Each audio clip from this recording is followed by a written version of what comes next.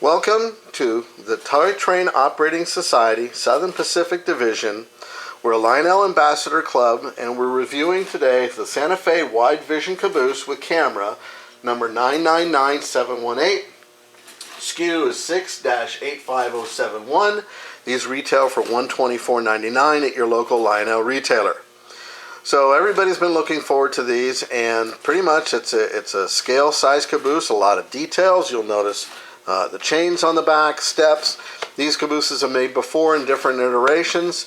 Has some detail added.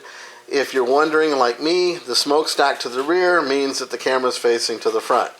So it's basically, before the days of electronics, you had a guy, you can see him barely in there by my thumb, and he's sitting there.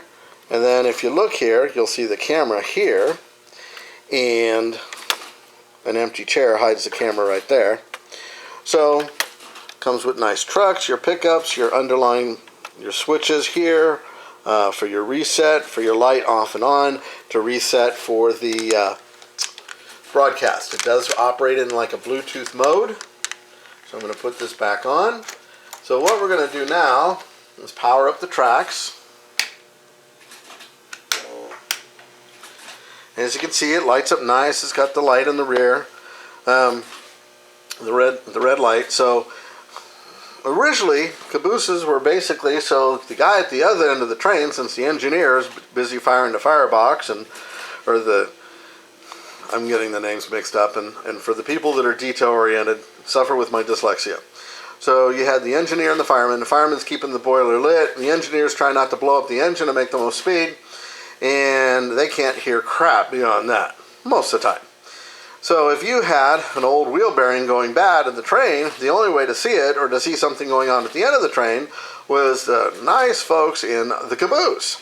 This is before the days of electronics. Nowadays you have electronic sensors, and every car is censored, and they can tell temperature, wear rating, drag on the bearings, and so forth.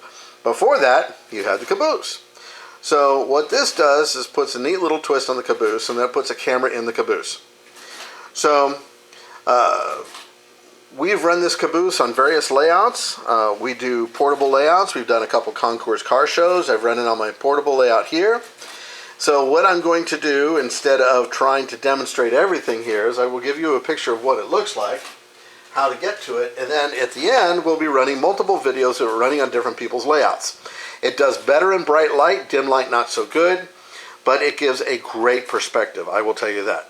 So the first thing you want to do is, on your train control software, is you want to find this one here, Lionel Wireless.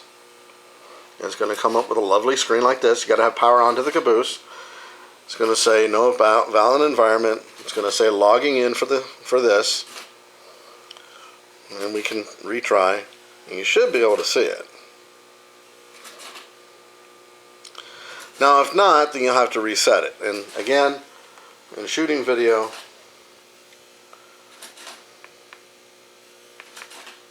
it shows it's hooked up.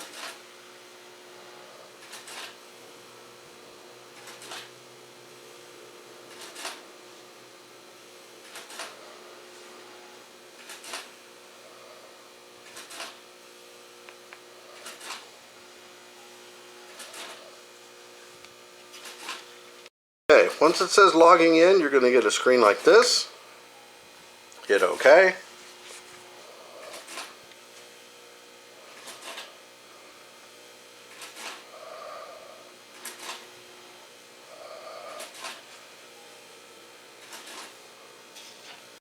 Okay, one thing to note is on the Wi-Fi, it's got to talk to this. So it should have like a CMA number, and the instructions are in there. I originally said Bluetooth, I get mixed up.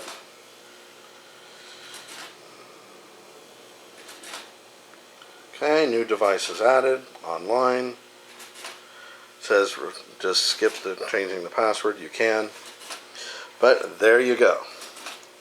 So now that camera is seeing what all of you see over here. It's a great perspective. It runs really nice. Again, it likes bright light better than dim light. You can, if you notice, I did update the time when I first booted it up. So what I'm going to do is that I think it's a really great item. Again, it's the Lionel Wide Vision Caboose,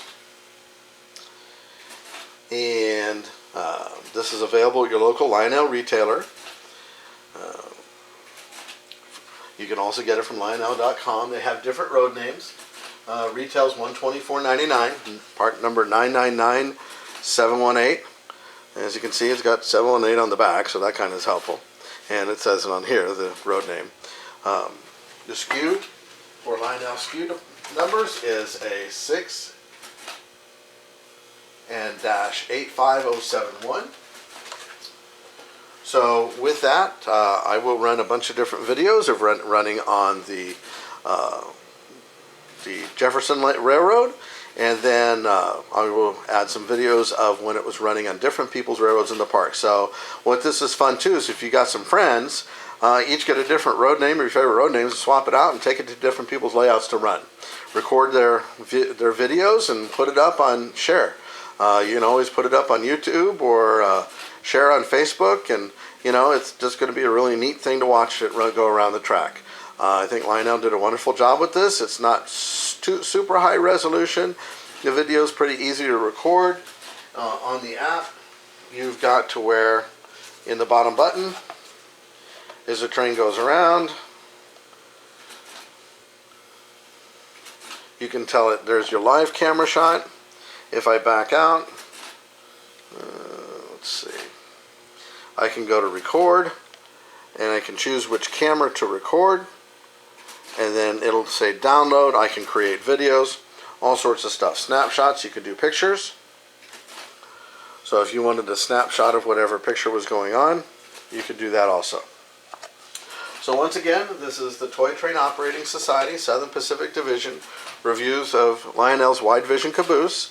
A little bit of delay in the making, only because I wanted to put a lot of different videos together to make it entertaining. So thank you for watching, and keep the boiler lit and the train orders ready. Thank you.